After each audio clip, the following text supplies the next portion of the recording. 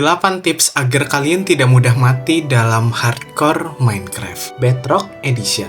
Tips ini diambil dari beberapa pengalaman pribadiku dan juga dari player expert seperti Technoblade pastinya.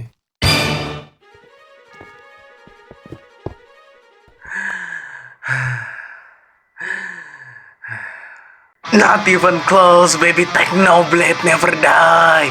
Technoblade never die.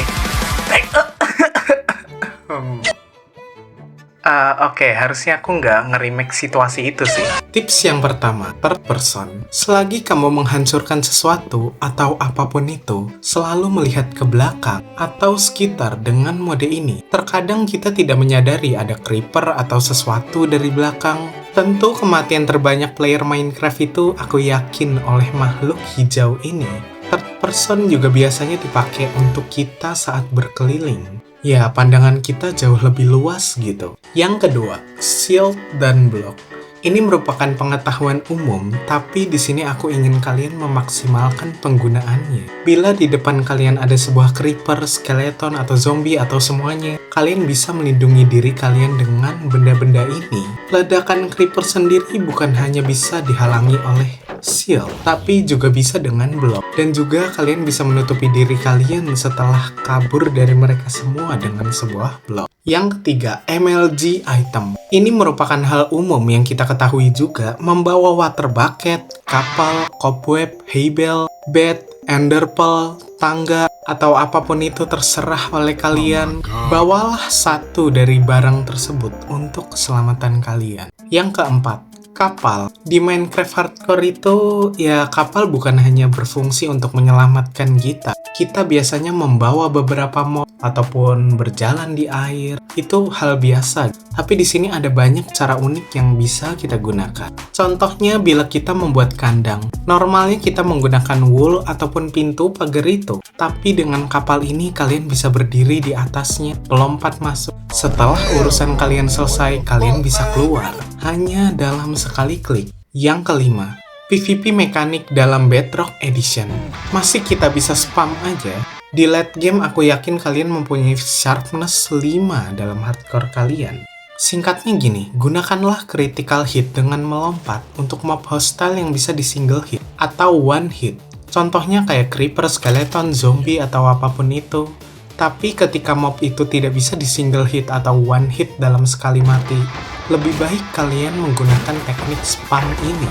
Technoblade saat ditanya kenapa menggunakan sword dibandingkan axe yang damage-nya lebih besar, dia menjawab, What happened to the Axe of Peace? Oh, we still have the Axe of Peace.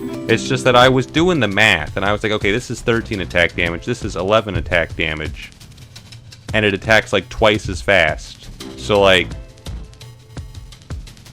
and then you do the strength potion, so this starts doing 19 attack damage, and this starts doing 17 attack damage, and it attacks twice as fast.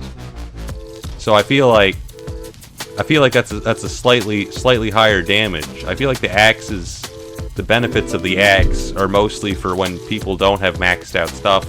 Although we're still gonna need the axe to disable people's shields, but we're probably gonna want both weapons. Karena attack speed-nya lebih kencang.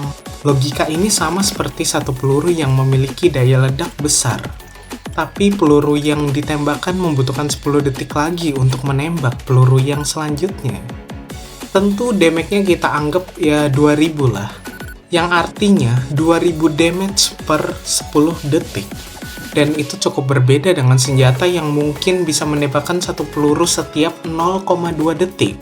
Dengan damage 100, kecil sekali damage-nya. Tapi, dalam 1 detik, bisa menghasilkan 5 peluru, dan dalam 10 detik, bisa menghasilkan jumlah peluru yang sangat banyak. Dan damage-nya adalah 5000 damage. Lebih besar dari peluru yang sebelumnya, atau senjata yang sebelumnya. Menurutku tidak ada yang salah dalam keduanya, asal kita gunakan di tempat yang seharusnya. Tips yang keenam, potion. Technoblade pada saat itu juga bertarung beberapa orang lawan dia sendiri. Dan ya, dia menang karena sebelumnya dia menggunakan potion. Pada saat itu aku yakin masih banyak orang yang belum tahu kegunaan potion itu sendiri.